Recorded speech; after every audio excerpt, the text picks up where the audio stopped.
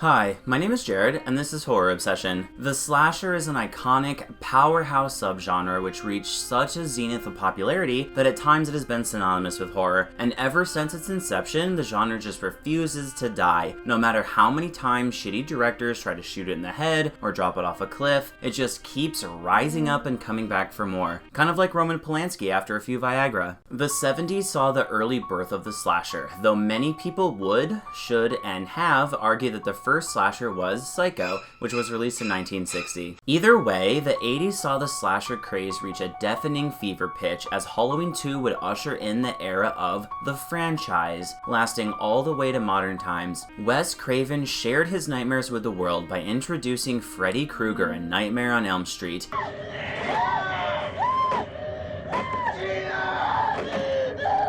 Leatherface opened up a butcher shop in Texas, and Jason took an internship at Camp Crystal Lake in Civ Kill Engineering. By the time the 80s were wrapping up, however, audiences' insatiable appetite for blood was starting to be satiated, and the slasher subgenre stalled. The end result was a massive counterculture movement focused on sex and violence, and I'm not just talking about O.J. Simpson's Honeymoon. So what group of attractive young victims has the honor to grace the best slasher of the decade? Well, like a curious, naive high schooler wandering around outside to investigate a strange noise, you're probably too drunk to care, but since you're already here, let's get started. Number 10, I Know What You Did Last Summer, 1997, directed by Jim Gillespie and written by Kevin Williamson. After the success of Scream, Hollywood executives did what they do best and tried to replicate the box office success by copying as many component pieces of the movie as humanly possible. So they found another slasher script written by Kevin Williamson, and voila, off to the races with a green-lit teen slasher with an almost impossibly stupid title. I Know What You Did Last Summer is a movie that is big on popular young actors and actresses, but small on character development, relying on the attractiveness of the cast to distract you from their acting until the kills can start. The only problem is, despite their attempts at putting Jennifer Love Hewitt and Sarah Michelle Gellar in clothes like this, it's still impossible to miss how dull and uninspired the characters and acting are, which undermines the tension and effectiveness of the kill scenes later.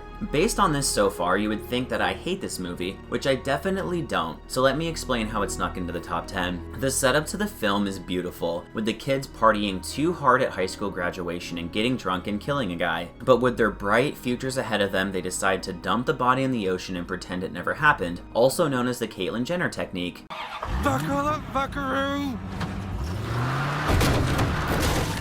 Unfortunately, some secrets can't be washed away by the salty brine of a California beach, and the following summer, someone is killing people in their small seaside town. Someone who knows what they did last summer. Fantastic setup, and while the execution is no masterpiece, it is entertaining. The kills are very PG-13, and this movie could benefit greatly from upping the gore and savagery of the kills instead of cutting the camera away and just showing a splash of blood. They got an R rating, you might as well use it. Overall, a fun, original slasher with enough entertainment to outweigh the weaker aspects of the film. Number 9, Halloween H2O 20 years later, 1998, directed by Steve Miner. H2O is a weird entry to the Halloween franchise because at times you can't help but wonder if this is the best sequel since, well, the first sequel, which is honestly more of a spiritual part 2 to the original than a sequel, but I digress. H2O brings Jamie Lee Curtis back, which is a major plus considering she is as wonderful as ever. They also introduced Josh Hartnett, who I've always personally loved.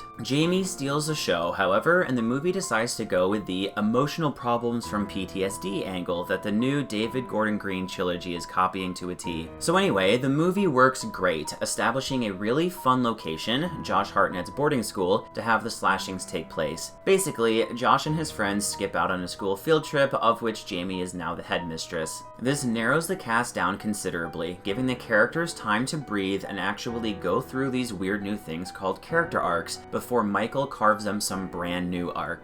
Overall, the movie is well-paced, inventive, has a great setup, brings back perhaps the best scream queen of all time to her most famous role, introduces Josh Hartnett, and even features a young Joseph Gordon-Levitt, the combination of which lands it solidly at number 9 on the list. Number 8, Urban Legend, 1998, directed by Jamie Blank. blanks. Urban Legend is another movie which survives almost entirely on the strength of its fantastic premise and a couple of key performances, a noticeable trend in these 90s slashers. In this case, the performance is by Jared Leto, playing a university journalist willing to do anything to get the big story that opens up his career, and Robert Englund as Professor Wexler, the intimidating professor of urban legends / exposition machine. Tara Reid is also in this film, and she's actually not terrible, providing an energetic, fun performance as the radio jockey of the university. The movie focuses on a killer who kills people based on urban legends. Why?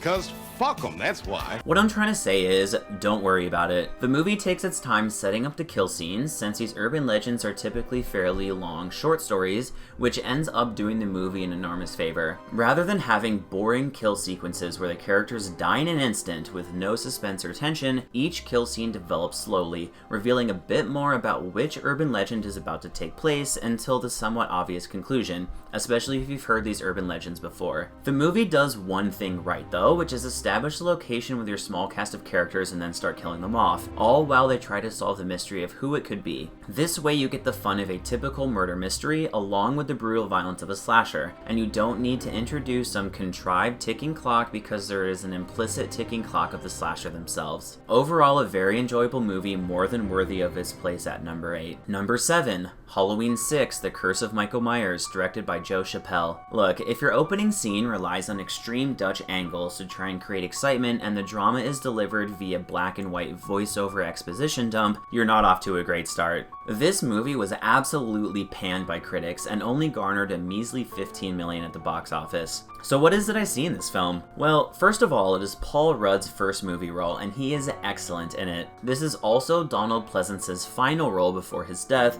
so it gets a few bonus points for that as well. They even wrote in a hackneyed line about how he got skin grafts so he wouldn't have to act underneath all that stupid facial scar makeup. Nice work, guys. The movie itself can be a mixed bag at times, since the overall plot is an explanation of what Michael Myers is, and spoiler, it is extremely stupid. Basically, there is a cult who uses ancient symbols to transfer some sort of evil into a child, thus making them the boogeyman, and no, I did not leave out essential details that makes the movie actually make sense. That is really the entire plot. The Halloween franchise wisely decides to ignore this for all of the following movies, but I actually enjoyed Curse a lot. Perhaps that's because I love campy, stupid slasher films, and watching this movie was like watching some art historian on LSD make up the plot to a slasher film on the fly, but every time the movie starts to go off the rails, Paul Rudd and Donald Pleasence show up to ease your eye rolling with their sweet, soothing acting. This movie really is pretty fun, just embrace it. I mean, look at Paul Rudd's face. Come on. Number 6, Child's Play 2, 1990, directed by John Lafia. The Child's Play series, aka the Chucky series, is in kind of a weird spot in horror history. Chucky reached significant notoriety due to the overall success of the movies, but never the Mount Rushmore status of Leatherface, Freddy, Jason, or Michael, probably because the premise of a doll coming to life to try and kill you is kind of silly and stupid.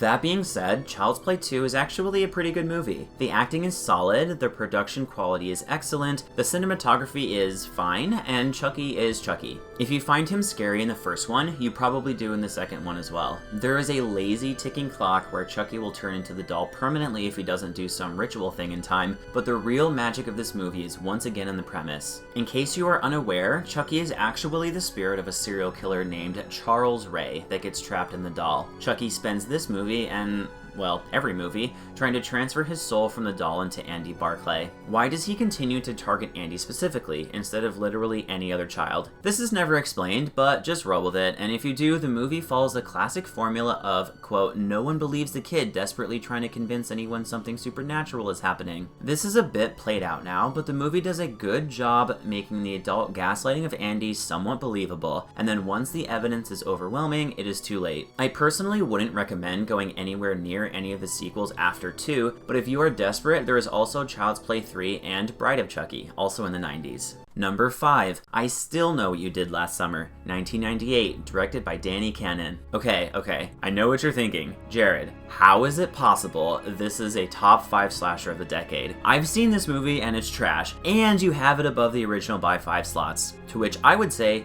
Yes, this movie is kind of bad, which I think goes to show the 90s was kind of a weak decade for slashers, but also that one of the core elements and defining features of a 90s slasher is the fact that everyone has become savvy to the rules of the genre, and therefore the most effective movies in the decade were aware of this fact, embraced it, and became parodies of their own genre in the process. I Still Know What You Did is a perfect example of this. The original could be confused as the better movie, but in reality it is just the movie that tried to be more serious. I Still Know leans more heavily into the campiness, and also has a pretty fun setup, which is essentially Jennifer Love Hewitt wins tickets to a tropical vacation over the radio, but when they get there it is about to be monsoon season, so the entire island is shutting down except a skeleton crew at the resort. Naturally, the serial killer is stuck on the island with them and starts picking them off one by one.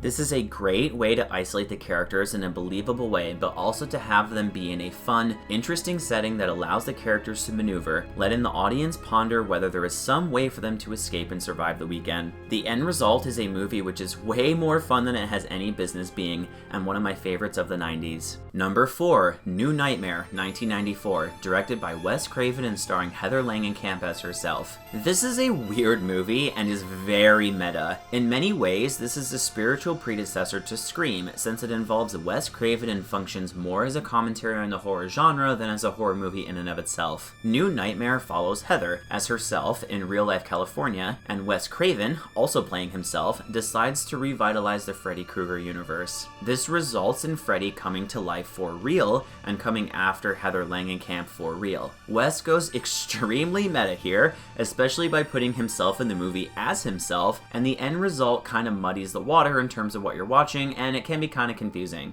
The complicated narrative is offset by the fact that the movie is actually fairly scary, mostly due to some fantastic effects and unsettling cinematography, and ends up being probably my third favorite Nightmare on Elm Street movie. Number 3, Scream 2, 1997, directed by Wes Craven and starring Neve Campbell as Sidney Prescott. The Scream franchise is known for taking a darkly satirical look at the audience's relationship with horror movies. The first Scream is a deeply subversive evaluation of slashers and what effect seeing all of this bloody carnage may be having on the youth that consumes it. Fundamentally, however, Scream and all of its sequels are murder mysteries. Ghostface is unique in the sense he is not one villain, but several, being played by new people every movie. The result is a tightly constructed, well-written teen Scream murder mystery where trying to guess who the killer is ends up being at least as fun as guessing who will be killed. While Scream took an introspective look at original horror films, Scream 2 points the same critical lens at horror sequels. As Randy says, so it's our job to observe the rules of the sequel.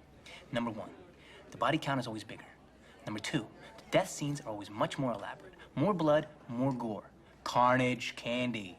Your core audience just expects it. And number 3, if you want your sequel to become a franchise, never, ever... How do we find the killer, Randy?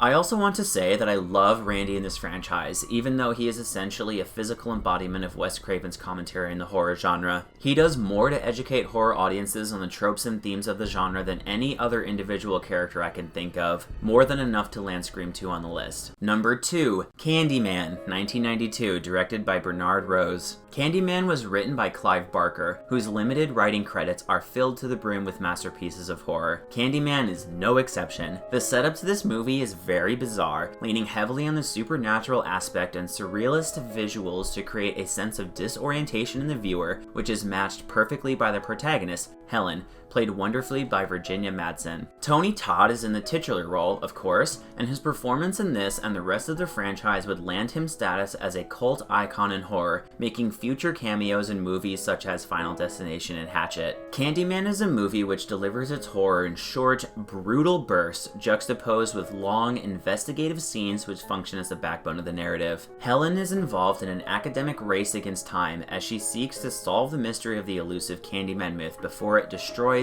everything she loves. Or perhaps before she destroys everything she loves. I absolutely love this movie. And while many people are excited for the 2021 remake because Jordan Peele is writing it, I am a bit concerned. The original very much has that lightning in a bottle feel to it, where somehow the movie ended up being greater than the sum of its parts, which I think will be very difficult for the new film to capture, especially since Jordan has a tough time avoiding putting race front and center of his narratives, which was obviously a big part of the original movie, but runs the risk of feeling forced and alienating audiences. Either way, the original remains a masterpiece and one of the best horror films of all time and is a must-see for a fan of the genre and especially of 90s horror. Speaking of must-see films, number 1. Scream, 1996, directed by Wes Craven and written by Kevin Williamson. I have already talked about Scream 2, and talked about Scream a little bit in my 10 iconic horror movies video, and Scream is probably one of the most analyzed and written about movies of all time. So what is there left to say? Well, let's talk about Scream's place in horror history for a moment. Towards the end of the 80s, the slasher subgenre had gone full supernova, and its star burnt so bright that the whole thing flamed out by the early 90s. A couple franchises were clinging on for dear life, including a few movies mentioned previously on this list. But the writing appeared to be on the wall. The genre that started with Psycho, one of the best horror movies ever, and refined by John Carpenter's Halloween, by the early 90s had run out of steam, and directors and Hollywood execs were out of ideas, pumping out boring, by-the-numbers slasher films hoping to cash in on any remaining fan enthusiasm.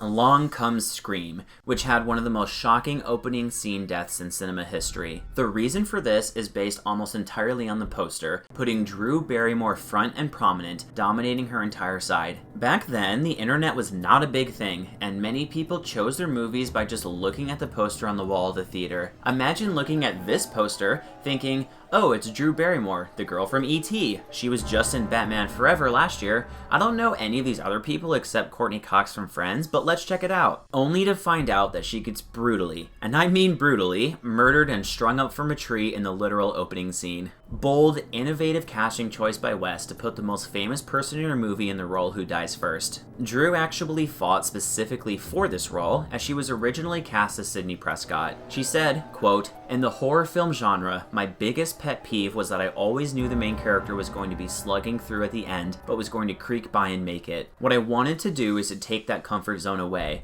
I asked if I could be Casey Becker so we would establish this rule does not apply in this film. Well, Drew, you nailed it, and that singular decision became one of the primary reasons the movie works so beautifully. Giving the role to Neve Campbell, who completely crushes it and 4 movies later is in the conversation for best final girl of all time, certainly didn't hurt. At the end of the day, Scream still stands as a testament to how to save an entire genre in much the way 28 Days Later saved zombies, and for that I am forever grateful, and it is more than enough to land Scream at number 1 on the top 10 slashers of the 90s.